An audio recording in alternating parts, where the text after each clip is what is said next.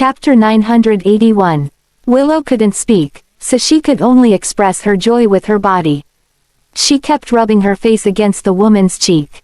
"Good girl, I'm home." When they returned to the cottage, Crystal had woken up as well.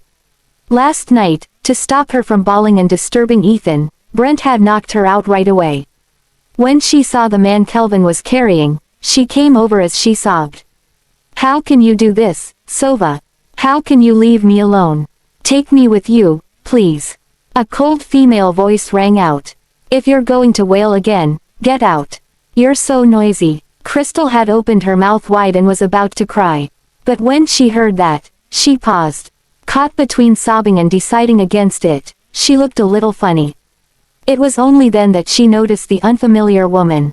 "Who is she?" "Crystal, this is the miraculous doctor who can cure Mr. Miller.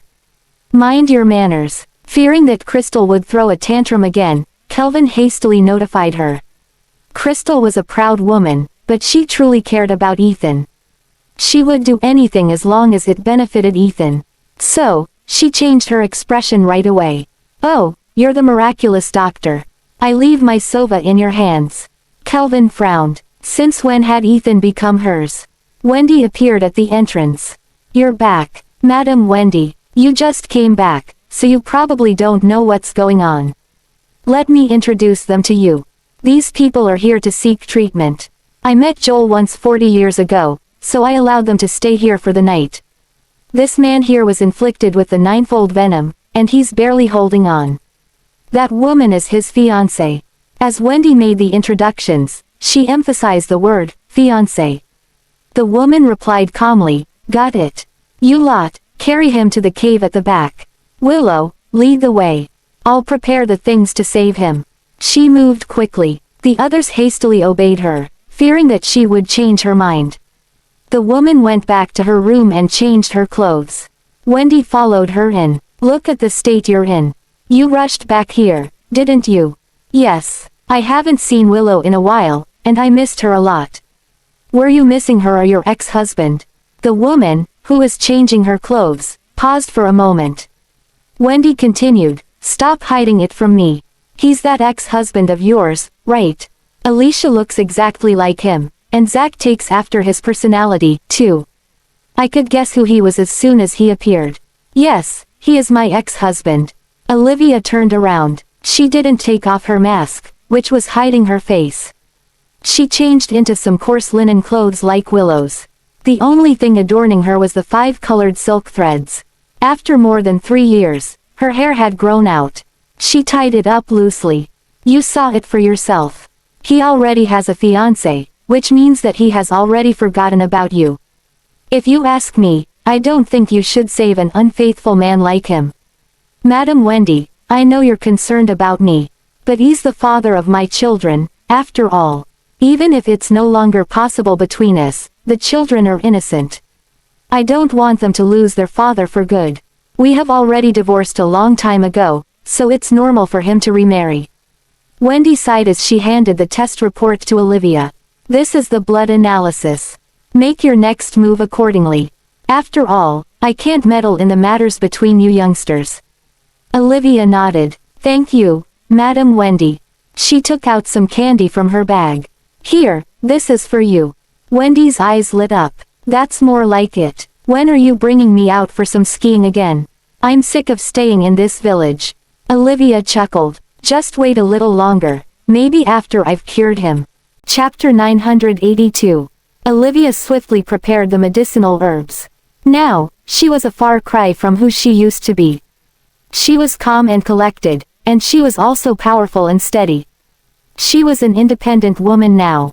Elora village lacked many things, but medicinal herbs were not one of them. Wendy had taught Olivia everything she knew about medicine. Olivia had an amazing talent for curing poison, and she was already one of the top professionals in the world.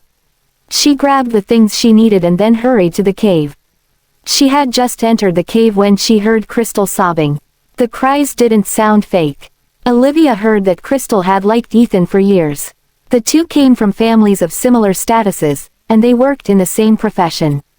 Even their blood type was the same. Perhaps Crystal was the person who suited him perfectly instead. Olivia walked in calmly. Crystal knelt at her feet, saying, "Doctor, my blood type is the same as his. If a blood transfusion is necessary, please use mine. I can give you everything as long as you save his life." Olivia glanced at her indifferently. "Shut up and get out. I'll call for you when I need you." But, Olivia glanced at the others. Then, she pointed at Brent. "Everyone should leave except for him. Don't get in my way of rescuing the patient." "All right." Crystal was a little worried, so she kept peering in at the entrance. Willow disliked Crystal, so, she took out a flute and played it. Soon, a large red snake appeared on cue. Its huge body curled up at the entrance, and no one dared to peer inside after that. The cave was partially exposed. There was a crack at the entrance, and light from outside could enter the cave from that crack. There was a small pond under the crack, and it was filled with volcanic spring water from underground. Many peculiar plants grew around it, so the pond had nourishing effects on the body. Only 3 people were left in the cave. There were also some common tools and a large bathing tub. It looked like a setup for a traditional way to take baths. Ethan was lying on a piece of animal skin, his eyes tightly closed. If it weren't for the slight rising and falling of his chest, it was easy to assume that he had just died. Fortunately, as long as the toxin hadn't invaded his heart, there was still hope for him to be saved. The bathing tub was made of ancient wood, which had detoxifying effects. Paired with the pond water, it would make the treatment much more effective. Olivia lit a fire under the bathing tub. Turning around, she told Brent, "Fill the tub with water." "Understood, Doctor." Olivia was used to Brent calling her Mrs. Miller. So now, she felt odd when she heard him call her doctor. "Can you change how you address me? May I know your name?" "Vanessa." Brent thought that she always lived in the village, so her name would be nature-inspired like Willow's. Unexpectedly, her name was quite sophisticated. Wait, what was her name again? Brent almost stopped breathing. "You're Vanessa, that all-powerful doctor." She was called all-powerful for a reason. Usually, doctors would devote themselves to a certain specialization. Brent had first heard Vanessa's name last year. She was one of the very few people in the country who could carry out tooth-bone artificial cornea surgery. It was a very complicated surgery. The procedures were complex, and the surgeon had to have very high qualifications. They had to be proficient in dentistry, eye care, radiology, and the like. There were less than 5 people in the whole country who were able to do it. But those people were mostly in their 40s or 50s, and they were very experienced in life. But a certain dark horse doctor suddenly appeared on the scene. Brent heard that she was only in her 20s, but she managed to succeed in this operation. Back then, the incident spread like wildfire in the media. Many people wanted to interview her, and other patients from all over the country came to get treated by her, but they couldn't find her in the hospital. The second time this name appeared was due to an extremely difficult heart surgery. When everyone learned that it was the same person, the whole nation was in an uproar. The media pounced on every clue. But in the end, they couldn't even catch her shadow. They only heard that she was a specially invited doctor. In the past year or so, Vanessa's name was heard both locally and overseas. But today, in a remote village, Brent encountered the internationally famous doctor. She was even an expert in curing poison. Chapter 983. While Brent was still stunned, Olivia swiftly mixed the herbs. She handed another portion to Willow, asking the latter to make medicine out of it.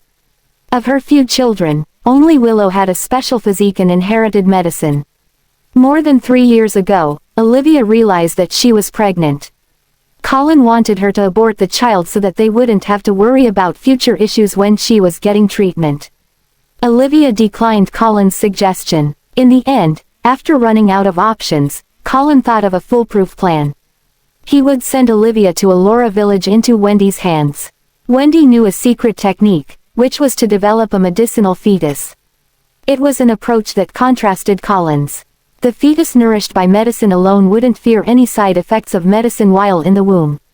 Wendy was very demanding toward Olivia as the mother. Olivia had to eat medicinal herbs like they were her meals every day. Under such circumstances, Olivia successfully cured her cancer. On the day of her delivery, even though she suffered quite a bit, the child was thankfully born without problems. The only unusual characteristics of the child were that she had green eyes since birth and that she couldn't speak.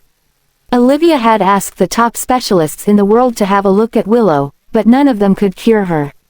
After all, according to the various equipment, her organs were completely fine. The specialists said that the child was probably too young and that she might be able to talk after she had grown a little older. As long as it wasn't autism, Olivia didn't have to worry too much about the child. Back then, it made sense that the child developed with medicine was different from normal children. Compared to losing her life, being unable to speak was the smallest price to pay. Also, there was an unusual phenomenon in the sky on the day Willow was born. Many animals appeared around the cottage, and they all surrounded the place. From birth, Willow would understand animal speech. Even venomous animals wouldn't hurt her. This was probably a new window of opportunity for Willow after a misfortune had happened. That was why Olivia named the baby Willow. As for why Willow's eyes were green, there were two possibilities. It might be a gene from the parents who had relatives with green eyes, or the child had absorbed so much medicine in the wound that her genes mutated. Olivia wasn't familiar with Logan's family members, nor did she know who her biological parents were. So, for the moment, she couldn't figure out which reason it was. Anyway, Olivia was already happy enough that Willow survived and could grow up healthily. Fan the flames more. We have to use a hot medicinal bath to force his toxins out a little, Olivia reminded Brent. Understood. Since this method exists, why didn't Madam Wendy mention it yesterday? Olivia answered calmly, Madam Wendy won't treat anyone she sees. If Crystal hadn't mentioned that she was Ethan's fiancée, Olivia had a feeling that Wendy would have been more likely to save Ethan. When the people around her heard of her past, they felt like she didn't deserve it. But Olivia was the only one who had let go. If she remembered all those mistreatments, it would also deepen her feelings toward Ethan. It didn't matter if those feelings were love or hate. They came hand in hand, anyway. A few years ago, she understood her relationship with Ethan. If she couldn't get him, nor love or hate him, she would rather stop loving, hating, missing, and thinking about him. She still had a life ahead of her, and she also had more important things to do. She wouldn't waste her time on relationships. The tub was filled with water from the spring, and many herbs were added to the water. The smell of medicinal herbs permeated the whole cave. Seeing that it was about time, Olivia spoke up. Help me move him into the tub. Understood. Olivia supported Ethan on the left, whereas Brent got ready to support his right side. For some reason, Ethan only felt that another person had appeared in his visions. Before he could make anything out, he hugged the person. Then, he said in Olivia's ear, Liv, I finally found you. Chapter 984. Ethan breathed weakly by Olivia's ear. It had been a long time since Olivia had been in such close contact with a man. Moreover, this man was calling her name. Her body stiffened a little. Wasn't he already engaged to someone else? Brent was startled when he saw that. He feared that this might offend the doctor, and the doctor would refuse to treat Ethan in her anger. So, he hastily said, I'm so sorry. My boss doesn't know what's going on anymore. It's okay. Olivia helped Ethan to the side of the tub. Then, she said, take off his clothes and put him inside. With that, she turned around to organize the herbs. A little foolishly, Brent asked, all of it? Yes, Olivia replied sullenly. When Brent said those words, the image of Ethan's body appeared in her mind. She had gotten herself intertwined with that man's body countless times, so no one knew that body better than her. Ethan's body had firmed up even more compared to when she left him back then. When she was holding his waist, she could feel the contours and elasticity of his muscles. When his clothes were removed, Olivia could also see a few additional scars on his chest. Ethan knew nothing about her in the past few years, but Olivia had heard about him in the dark. When Ethan was on his missions, there were a few occasions when he would almost bump into Olivia. Olivia had avoided him on purpose every time. Since she had already left his life, she would keep it that way. If she hadn't accidentally heard that Ethan was poisoned with the ninefold venom, she wouldn't hurry back here. Vanessa, it's done. Watch the fire, and make sure he stays half an hour in there. With that, Olivia gave Brent a lid.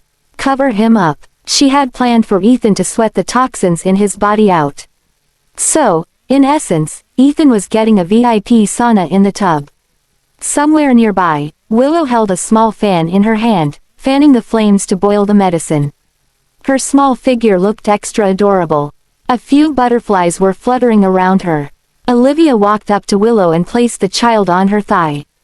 She gently wiped away the sweat on Willow's forehead. Let me do it. Your hands are hurt, after all. You can go play for a while. Willow shook her head and then turned to look at Ethan. The worry was obvious in her eyes. Olivia knew what she meant. Willow must have noticed that Ethan's face was similar to Alicia's, so she guessed that she was Ethan's child. But Olivia didn't tell Willow that her father wasn't the same man as Alicia's and Zach's father. Olivia sighed. It was her fault in the end. Even if she had saved the child's life, she couldn't control the child's background. It's okay. I'm taking care of things here. Help Grandma Wendy with her chores. Willow was very obedient. It was only then that she planted a kiss on Olivia's face. Then, she left while looking back as often as possible. With Mom around, Dad will be fine, she thought. Ethan's sensory organs were deteriorating. So, at first, he didn't quite sense the heat. He only felt like he was in the middle of chaos. Perhaps because Olivia was the only obsession he ever had, he would call her name every once in a while. Vanessa, half an hour has passed, Brent reminded her on time. Olivia came over with the medicine. This is the first dose of medicine. Let him take it. Should I get him out? Yes. Don't let him stay in there for too long at first. After a 10-minute rest, he can go back in. Add 10 minutes to every session, and make sure he gets enough water. Are we continuing this? There is no dialysis equipment here, so this is the only way. But don't worry, this is just supplementary. The main detoxification lies in this antidote. Brent's eyes lit up. Thank you. I'll give him the medicine right now. Chapter 985. Olivia laid out the piece of animal skin again. She also brought a small blanket over. Brent said, Vanessa, can you give me a hand? I can't get him out alone. Ethan had lost consciousness, so Brent couldn't move Ethan out on his own. Olivia was troubled. She had told Kelvin to leave just now because he was too jumpy and nervous. But now, she realized that she had caused trouble for herself. In the end, she decided to just treat Ethan as a normal patient. All right. The two stood on the steps, getting Ethan out after a huge struggle.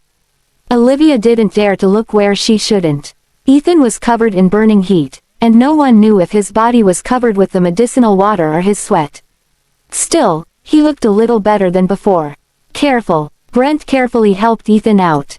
Olivia moved quite gently, but the ground was uneven. Brent didn't watch where he was going, so Ethan's body fell. Like a dead body, Ethan's body weighed upon Olivia, pinning her on the piece of animal skin. His body was naked, and nothing was hiding it. At that unfortunate timing, he even called out, "Liv." Brent's face turned red. How embarrassing. Sorry, it's all my fault. Even if Olivia was pissed, she couldn't show it. She took great pains to move Ethan away. Then, she covered him with a blanket. She patted her clothes, which he had gotten wet. Pretending that she didn't care, she said, "Hurry and feed him the medicine." Understood. Brent poured some medicine into Ethan's mouth, but Ethan didn't intend to swallow. The medicine dripped out of the corners of his mouth. Brent didn't dare to waste the medicine. He hastily asked Olivia, "Vanessa, my boss's senses were affected by the poison when he was dying. I don't think he knows how to swallow right now. How should I feed him the medicine?" Olivia frowned. If they were in the hospital, feeding medicine would be much more convenient. Some patients with throat cancer couldn't eat, so they would just create an opening in the patient's body and guide substances into the patient's stomach with equipment. But here, the medical resources were very outdated. This wouldn't work. Willow's blood could only delay the toxins' effect, not cure it. If this went on, even with an antidote, Ethan wouldn't be able to survive. He has a fiancé, doesn't he? Get her in here and let her feed the medicine to him with her mouth. That won't do, Brent hastily declined. Olivia frowned. Why the shyness even at times like this? Do you want him to die? You don't know this, but that woman isn't my boss's fiancé at all. She lied on purpose to convince Madame Wendy to save him.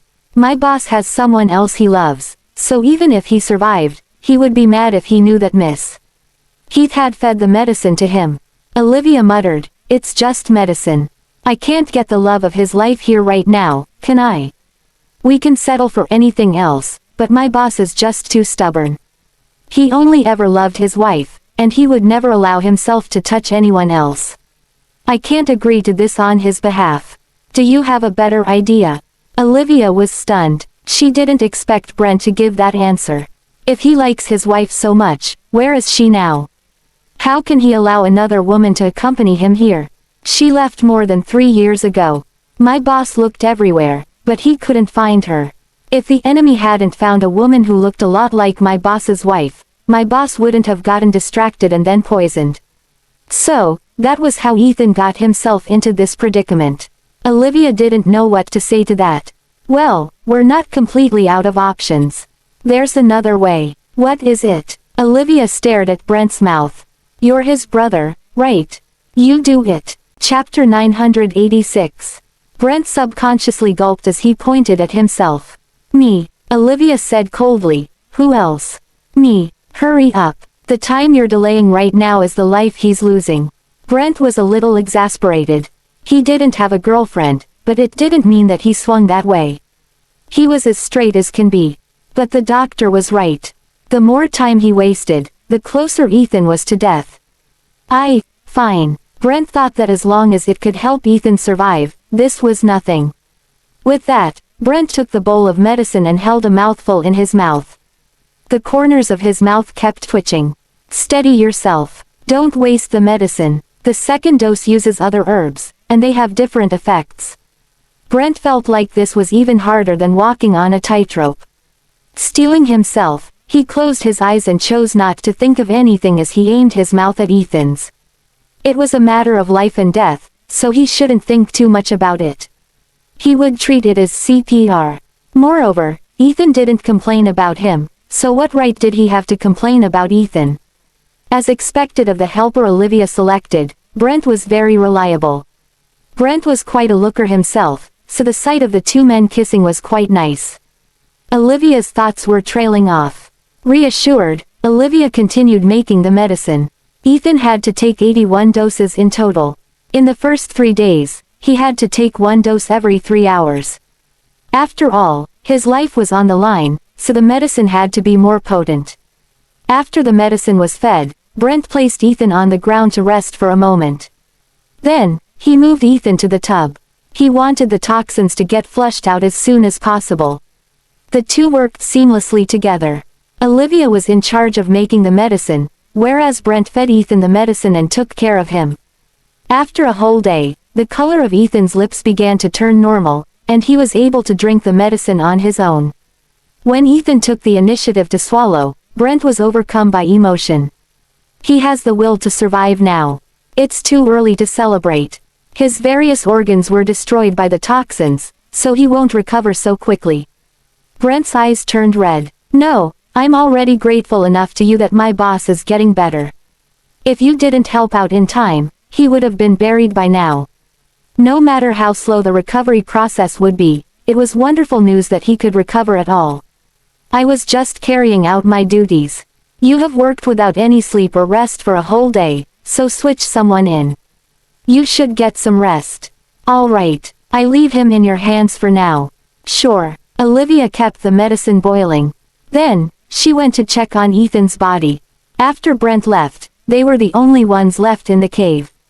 Even though Ethan used to be the person she was the most intimate with, Olivia still felt a little awkward. But as a doctor, she had to know her patient's condition. She removed the lid. The water inside was very hot. Even though it wouldn't cook a person, it couldn't have been easy to endure. She touched his skin, intending to see how far the patterns had receded. It would help her decide on the dosage, too. But to her surprise, She had just touched Ethan's hand when a large hand suddenly held her wrist and pulled. With a splash, Olivia fell into the tub. The tub was huge, so it could easily fit 2 people. But Ethan hadn't completely regained his consciousness. He simply dragged her in by instinct. He wasn't careful at all. Despite the hot water in the tub, Olivia was forced to swallow some of it. Ethan's body pushed hers against the edge of the tub. His burning body was flush against hers as he gripped her neck with his left hand. His cold yet hoarse voice rang out. "What are you trying to do?" Chapter 987. Olivia was rendered speechless at how energetic Ethan was after having only recovered a little. His hearing recovered fast. After all, the last organ to stop functioning when a human was dying was the ears. Still, there was no improvement in his eyesight. Even though she stood close to him, he could only see a blurred image. He didn't hear anything familiar, so he didn't know what kind of situation he was in. Hence, he resorted to self-defense. Ethan strangled Olivia, not giving her the chance to escape. "If you wanna die, strangle me to death." She changed her voice. Not even Brent and the others could recognize her. "Who are you?" "Your savior." Only then did he relax his grasp a little, letting her breathe. "Sorry, I can't see, so I have no idea what's going on right now. You're in a bathtub. There's no dialysis here. All I can do is remove the poison in you with high temperature." "I was trying to check on your condition," she explained monotonously.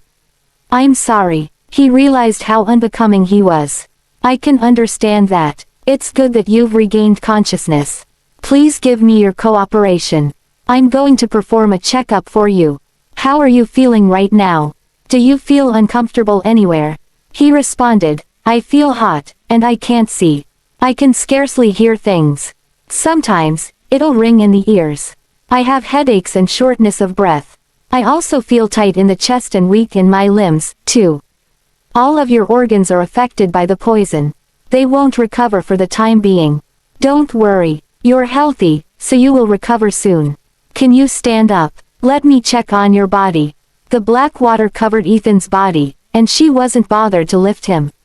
A question seeped into his head, and he asked, "Am I naked now?"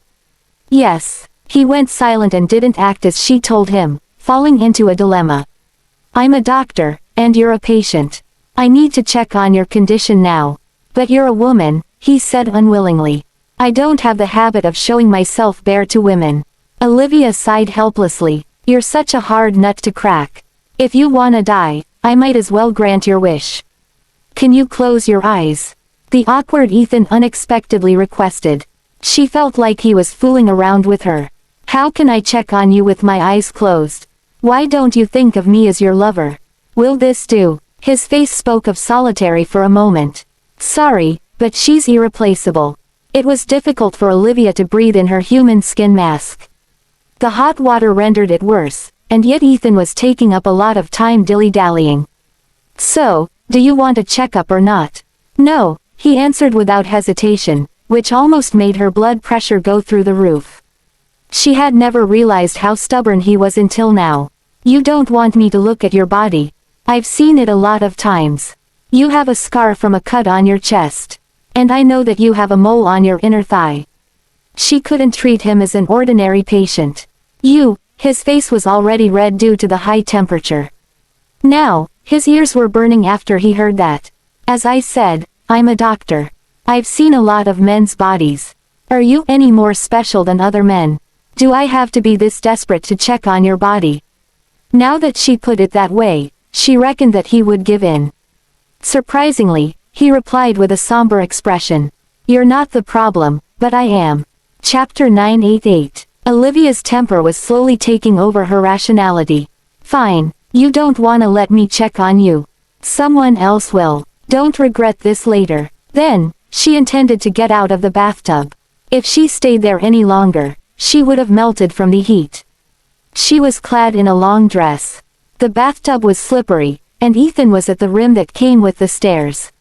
When she was trying to get out of it, she stepped on her dress and slipped into the bathtub. "Be careful," he held her in reflex as she shrieked in her normal voice. "Live." Excitement beamed on his face. By the time Olivia pulled herself together, she realized that she was lying on his bare chest. Her soft palm pressed against his toned muscles. What scared her the most was that he appeared as though he was going to devour her whole. The calm Olivia changed her voice. "Please let go of me." Ethan was stunned by the unfamiliar voice, wondering if he had heard it wrongly. He quickly released her. He realized how absurd it was that he mistook another woman for Olivia. "Sorry, I heard it wrongly. I thought you were someone I knew. Mr. Miller, it's great to see you all right, OHUH. What are you doing?" Kelvin shouted by the door. Olivia was in an awkward position as she was still in Ethan's arms. Anyone who saw that would have their minds in the gutter. She replied with an icy expression. "I wanted to check on his body, but he yanked me over because he thought I was going to do something to him. Had you been a second later, I could have died in his hands." Fortunately, the innocent Kelvin didn't bear any distorted ideas. He hurriedly ran over to explain. "Mr. Miller, this is your savior. Don't hurt her. Otherwise, I'll have to kill myself to look for Dr. Ignaz for you." Olivia carefully got out of the bathtub. She was completely drenched. "Are you all right?" asked Kelvin, concerned. "You have to look after yourself. If you're dead, no one will be able to save Mr. Miller." He was the same old, straightforward man he was. Olivia gritted her teeth. "I'm all right. Look after him and take care of the fire. I'll go get changed." "Okay, please return sooner. I don't know anything about medicine." That was why Olivia wanted to choose Brent instead of Kelvin. Her human skin mask was threatening to fall after absorbing the water, so she left the scene quickly. Kelvin muttered, "Mr. Miller, don't just hug anyone. What if she decides to pester you forever? We haven't even found Mrs. Miller yet. If we find her and she sees that, you'll be waiting for her for another 10 years again." Ethan was at a loss for words. Speaking about Mrs. Miller, other than their faces, this doctor appears the same as Mrs. Miller. Their physique and height are very similar. Ethan caught on to the point. "What did you say?" "I said, her physique and height are very similar to Mrs. Miller." "Shake off those nonsensical thoughts, Mr. Miller. She doesn't look like Mrs. Miller at all. And it couldn't be this coincidental. You failed to find her for the past 3 to 4 years. And yet, you found her right after you were poisoned. This is too much of a coincidence to be true. You won't find such writings even in dramas." Ethan kneaded his eyebrows. Perhaps it was because he missed Olivia so much that he was hearing things just now. Chapter 989. Olivia returned to her room at full speed. She had not slept for an entire day just to prepare the medication and apply it to Ethan. The treatment in the first 3 days was crucial for recovery. The medication mustn't stop. The dispute with him earlier on almost exposed her true self. She took the mask off to wipe it dry meticulously before getting changed. Recalling Ethan's awkward manner, she reckoned that those days when he was unconscious were for the best. Now, she didn't know what tricks he would pull off every time she needed to check on his body. Thus, Olivia made a special medicine for emergency purposes. She wore the mask again. Not wanting to waste time, she took the shortcut to the cave with hurried steps. While she was waiting for the medicine, she ate some fruits to stave off hunger and exhaustion. "He's not willing to let me check his body. Check on him and describe it to me," she informed Kelvin. "Sure." While she was away, Kelvin and Ethan were exchanging information. Kelvin reported to Olivia with a solemn expression, "The imprint has subsided a lot. It stretches from his collarbones to the bottom of his belly button. As for the back, it has reached his butt." Ethan glared at him. Kelvin let out a wry cough. "I mean, hips. Tell me the details about its color and thickness." Kelvin thought for a while but couldn't think of an adjective. So, he simply took a few pictures with his phone. "Here, take a look at it yourself." Although the pictures didn't include Ethan's private parts, any one of them could show how built his body was. His jawline, collarbone, and muscles were defined. Even though Ethan didn't flex his muscles, one could see how toned his thighs were. Olivia observed the red scar for a moment. It seemed like 1 out of the 10 red veins had subsided. "Okay, got it." 2 days later, Ethan got better. But he was still weak and kept sweating. Kelvin helped Ethan out of the bathtub and helped the latter wear a robe. Ethan no longer needed to dip himself in the warm water like he did 2 days ago. He ate some nuts and fruits and then rested on an animal's skin because he felt weak. Olivia brought over a bowl of medicine. Drink it. No matter how bitter it was, he didn't frown as he drank it all. Mr. Miller, I'll switch slots with Brent. Kelvin was so tired after having spent a white night. He looked at Olivia. Don't you feel tired? During the past 2 days, she only had a brief eye shut. There's only one more day left. I'm not tired. The medication mustn't stop. Go ahead. Oh, and ask Brent to bring me these. She listed out a list of ingredients needed for Kelvin. Okay, leave it to me. Olivia continued making medicine. Considering that Ethan's eyesight had yet to recover today, Olivia added something to his medicine.